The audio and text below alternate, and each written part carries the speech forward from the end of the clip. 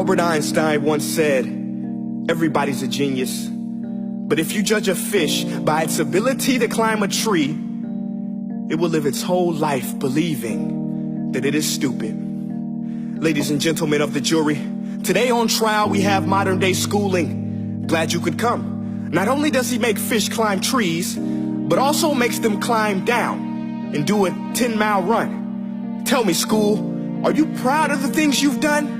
Turning millions of people into robots, do you find that fun? Do you realize how many kids relate to that fish? Swimming upstream in class, never finding their gifts, thinking they are stupid, believing they are useless? Well, the time has come, no more excuses. I call school to the stand and accuse him of killing creativity, individuality, and being intellectually abusive. He's an ancient institution that has outlived his usage. So, Your Honor, this concludes my opening statement, and if I may present the evidence of my case, I will prove it. Proceed. Exhibit A. Here's a modern-day phone. Recognize it? Here's a phone from 150 years ago. Big difference, right?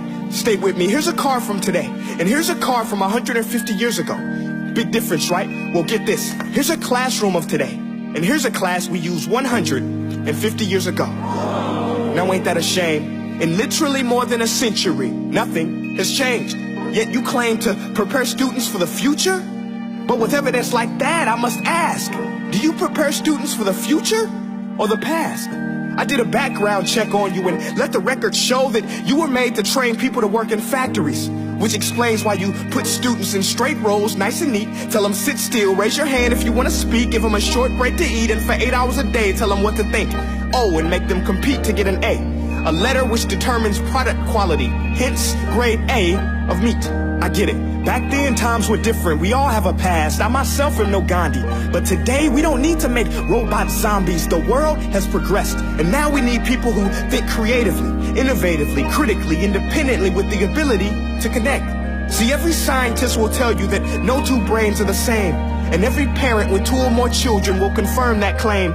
So please explain why you treat students like cookie cutter frames or snapback hats, giving them this one-size-fits-all crap. Watch your language. Sorry, Your Honor.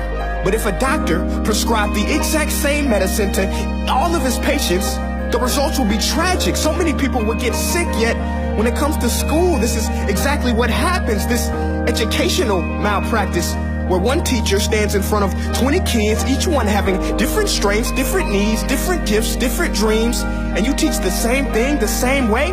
That's horrific. Ladies and gentlemen, the defendant should not be acquitted. This may be one of the worst criminal offenses ever to be committed. And let's mention the way you treat your employees. Objection. Overruled. I want to hear this. It's a shame. I mean, teachers have the most important job on the planet, yet they're underpaid? No wonder so many students are short-changed. Let's be honest. Teachers should earn just as much as doctors, because a doctor can do heart surgery and save the life of a kid. But a great teacher can reach the heart of that kid and allow him to truly live. See, teachers are heroes that often get blamed, but they're not the problem.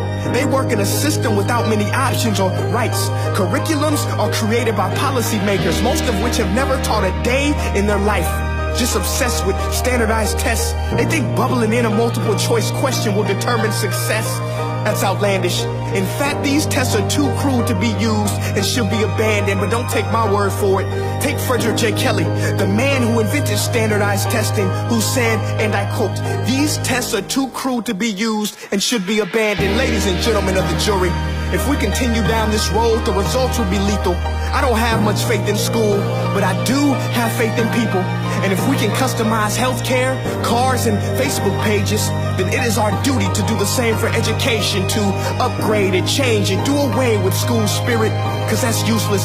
Unless we're working to bring the spirit out of each and every student, that should be our task. No more Common Core. Instead, let's reach the core of every heart in every class. Sure, math is important, but no more than art or dance. Let's give every gift an equal chance. I know this sounds like a dream, but countries like Finland are doing impressive things. They have shorter school days. Teachers make a decent wage. Homework is non-existent, and they focus on collaboration instead of competition. But here's the kicker, boys and girls. Their educational system outperforms every other country in the world. Other places like Singapore are succeeding rapidly. Schools like Montessori, programs like Khan Academy, there is no single solution. But let's get moving, because while students may be 20% of our population, they are 100% of our future. So let's attend to their dreams, and there's no telling what we can achieve. This is a world in which I believe, a world where fish are no longer forced to climb trees. I'll rest my case.